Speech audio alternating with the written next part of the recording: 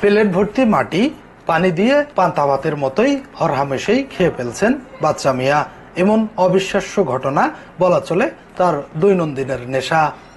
অন্যান্য খাবারের মতোই দীর্ঘ 18 বছর ধরে প্রতিনিয়তই এভাবেই মাটি খেয়ে যাচ্ছেন তিনি। যখনই ধুন ভাসে তখনই মুঠে তুলে মুখে দেন মাটি, আবার কখনো বা মাটিতে পানি দিয়ে পান্তা ভাতের মতোই খেয়ে থাকেন তিনি। মাটি খেকো বাচ্চা মিয়া নীলফামারীর ডিমলা উপজেলার মধ্য সুন্দরখাতা গ্রামের গনির উদ্দিনের ছেলে। বাচ্চা মিয়া বলছেন, পার্শ্ববর্তী এক কবিরাজের বাড়িতে গেলে তিনি এই সর্বনাশ করেছেন, অভিশপ্ত করে রেখেছেন তাকে।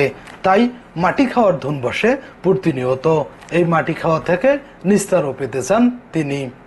নীলফামারীর মিডিয়া অঙ্গন নীলসাগর হাউজের সামনে এমন অদ্ভুত অবিশ্বাস্যকর ঘটনা দেখে নিজেকেই বিশ্বাস করাতে পারছে না প্রত্যক্ষদর্শীরা।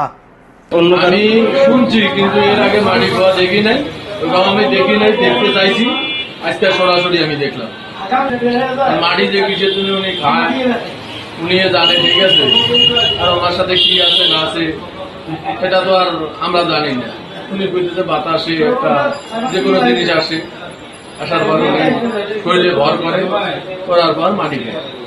মাটি খোয়া দেখলাম আজকে একটা লোকে, ওনার বাড়ি কোথায় এলো আমি তো জানতে পারি না। খুব ভালো লাগলো, দর্শকও মজাই ভালো।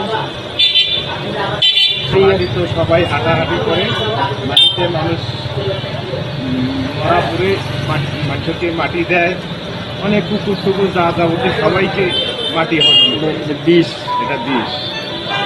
তারপরেও মানুষ যেখানে একটুখানি মাটি গায়ে লাগলে পরিষ্কার পরিচ্ছন্নতায় ব্যস্ত মানুষ, সেখানেই 18 বছর ধরে মাটি খেয়ে বেঁচে আছেন বাচ্চা মিয়া।